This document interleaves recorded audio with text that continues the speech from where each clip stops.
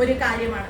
ഇവര് ഒരേ സമയത്ത് തന്നെ പറഞ്ഞ കാര്യം എന്താ, PM ശ്രീ പദ്ധതിയിൽ ഒപ്പിട്ടില്ലെങ്കിൽ നമുക്ക് ഫണ്ടില്ല, ഈ ഖജനാവില് ഫണ്ടില്ല, സാമ്പത്തിക ബുദ്ധിമുട്ടുണ്ട് എന്നെല്ലാം പറയുന്ന ഈ സർക്കാരിന് ആശാ വർക്കർമാരുടെ രോദനം കഴിഞ്ഞ 9 മാസക്കാലമായി അവർ പ്രകടിപ്പിക്കുമ്പോഴും ധനകാര്യ വകുപ്പ് മന്ത്രി പറഞ്ഞുകൊണ്ടിരുന്നത് എന്താണ്?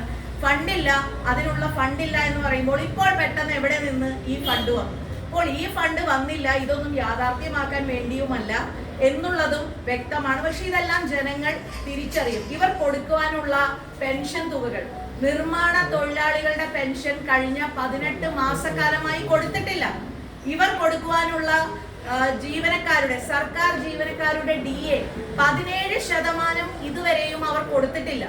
ഇങ്ങനെയുള്ള ഓരോ കാര്യങ്ങളും, പെൻഷൻ എല്ലാം കൂടി 50,000 കോടിയുടെ അടുത്ത് കൊടുക്കുവാനുണ്ട്. ഇതൊന്നും ചെയ്യാതെ പാവപ്പെട്ട ആളുകൾ സർക്കാരിന്റെ വാക്ക് കേട്ടുകൊണ്ട്, ലൈഫ് മിഷന്റെ ക്യാമ്പയിനും ഇതൊക്കെ കേട്ടുകൊണ്ട് അവരുടെ കൂര പൊളിച്ചിട്ട് അർപ്പാള ഷീറ്റിൽ കഴിയുന്നവർക്ക് അവരും മനുഷ്യരാണ്. അവർക്കുള്ളത് ഇതുവരെയും കൊടുക്കാൻ തയ്യാറായിട്ടില്ല. ഇങ്ങനെയുള്ള നിരവധി പ്രശ്നങ്ങൾ നിലനിൽക്കുമ്പോൾ, എലക്ഷൻ വരുന്ന പടിവാതിക്കൽ എത്തി നിൽക്കുമ്പോൾ, ഈ പ്രഖ്യാപനങ്ങൾ നടത്തുമ്പോൾ ഇതിന്റെ യാഥാർത്ഥ്യം തീർച്ചയായും ജനങ്ങൾ തിരിച്ചറിയും എന്നുള്ള കാര്യത്തിൽ ഒരു സംശയവും